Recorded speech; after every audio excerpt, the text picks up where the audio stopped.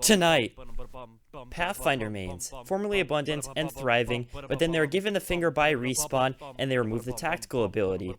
But today, there's new hope for these poor creatures that fell victim to balancing changes, as developer Josh Medina on Twitter responded to an imposter of himself that Pathfinder may be getting a buff.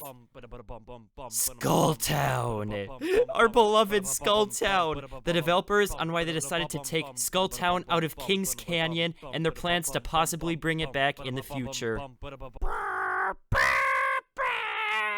Yes, this is your daily news with Alarmix, even though it's not really daily news because Respawn won't put out any new content for me to make easy videos on! I am the Alarmix, bringing the Alarmy the news that they deserve, and let's get right into it. So my friends, I'm going to start off with the news about Pathfinder. So like I was saying earlier in the video, Pathfinder mains used to be abundant, flourishing, and there's really nothing stopping them. My personal opinion with Pathfinder and how he was for so long in Apex, like I said, this is my own opinion, I could be wrong, but I think the 15-second grapple was like mega overpowered. I think he was far too powerful for far too long in Apex Legends. And because Pathfinder was that good for that long, a lot of people became Pathfinder mains and invested in good skins for Pathfinder. But then all of a sudden the devs had to swoop in and over double the cooldown on his tactical ability. I think over doubling the cooldown on a tactical ability should never happen in any game ever. Pathfinder in Season 4, his pick rate was at 22%. That is an insanely high pick rate. And then all of a sudden pretty much destroying that character's tactical ability.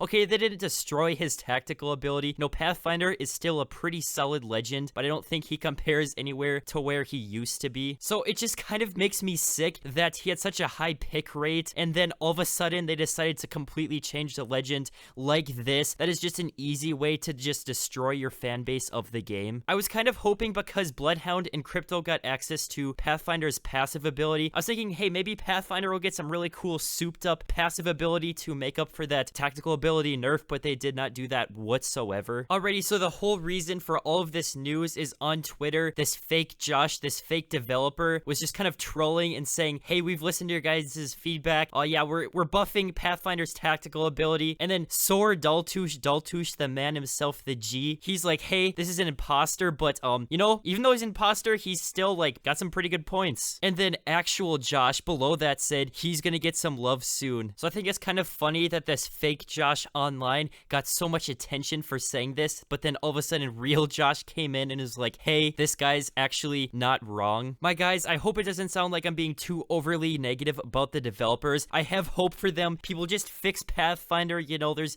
stuff wrong with this game that you can fix, so I'm kind of hopeful for that, but we will have to see. And my people, moving on to our second and final piece of news, now I'm going to talk about Skulltown. So the design director at Respawn, Jason McCord, did an interview with this gaming website called Gamastra, and basically they asked him a bunch of questions about how they came up with Skulltown, what happened to it, and how people reacted when they brought it back in Kings Canyon After Dark. So one of my bigger takeaways from this interview is actually why they ended up taking Skulltown out of Kings Canyon. So basically, when they were trying to make Kings Canyon map changes for the Season 5 update, when they were trying to put different points of interest on different points in the map, basically Skulltown would overshadow all of those. You know, like they wanted a couple of really cool new places to drop, but why would people drop in those new places when they could just drop in Skulltown? So my guys, just to make sure we're on the same page really quickly here, I'm not saying I do agree or disagree with this thought process in general. I'm just saying it's the way it is. But the biggest takeaway overall from this interview is this quote that Jason McCord said: I want to think about ways to allow people to experience the location again in a way that is more healthy for the game overall. So my people, my takeaway from this is that they want to add in Skulltown back into Apex Legends, but not in the normal place it is on Kings Canyon right now, or maybe even in the Battle Royale. Maybe they want to make a Skulltown Deathmatch or something of that sort.